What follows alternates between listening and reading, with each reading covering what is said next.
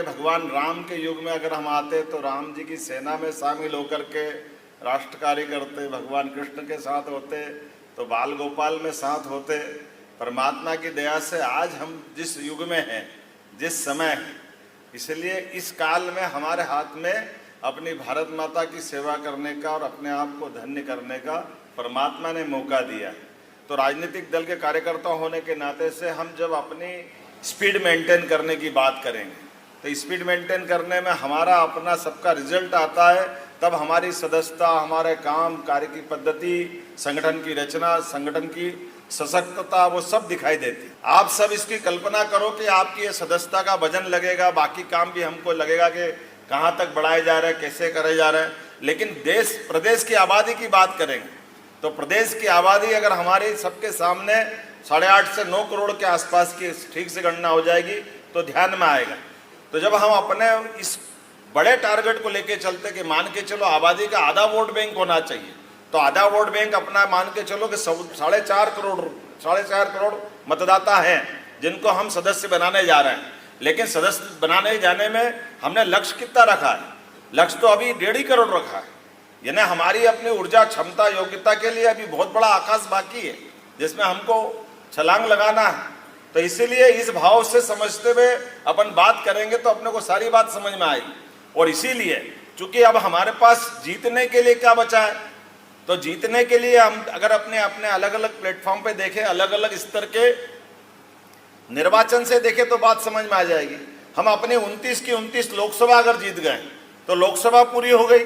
अब लोकसभा के बाद विधानसभा में आए तो 230 में से हम अगर 163 जीतते, आप 2 और जोड़ लो तो 165 हो जाती है। लेकिन अगर 230 में से हमारी हारी भी विधानसभाएं जो आज़ादी के बाद नहीं जीते, वो अपनी 11 विधानसभा आसपास उसकी आती है। और कई विधानसभा ऐसी है जो लोकसभा में, विधानसभा में जीते लेकिन लोकसभा में हार गए, वो 16 विधानसभाएं अलग से निकल के आ रही। तो हमारे पास इस आंकड़े से हमको काम करने की जरूरत है। कौन कौन से गली मोहल्ले, कॉलोनी के हिस्से जो हमारे से अछूते रह गए। इसीलिए आपने देखा होगा सरकार अपना काम कर रही, सरकार काम करेगी, सरकार करती रहती है। लेकिन सरकार के साथ हमने सरोकार बढ़ाने के लिए आजकल वो आप देखे होंगे, वो जो एयरपोर्ट का जमाना है उसमें एस्केलेटर चलाता है, उसकी स्पीड होती है। आप 1 कदम उठाओ तो नीचे से अपने आप वो 2 कदम ले जाता है। तो हम अपने इस काम को संगठन के साथ इन व्यवस्थाओं को ऐसे जोड़े कि जब हम अपनी गति बढ़ाएं तो अपने आप समाज की स्वीकार्यता हमारे साथ बढ़ते जाए।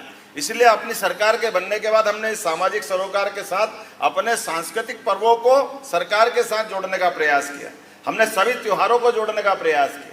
आपने देखा होगा मकर संक्रांति पे नारी सशक्तिकरण की बात की, बाद में अपने यहाँ गुड़ी पड़वा, गुरु पूर्णिमा, अभी रक्षाबंधन का उत्सव, ये जो समाज अपने आप मनाता, हम आगे बढ़े नहीं कि पूरा समाज जैसे एस्केलेटर की तरह अपने को आगे बढ़ाने को तैयार है। तो जैसे अब जन्माष्टमी आने वाली, तो हम ये त्योहारों का समय कभी कभी अपने काम के लिए अवरोध मानेंगे या सहायक मानेंगे, हम उनके अंदर घुस जाएंगे तो स्वाभाविक रूप से हमको बहुत सारे नए वर्गों को मिलने का मौका मिलेगा।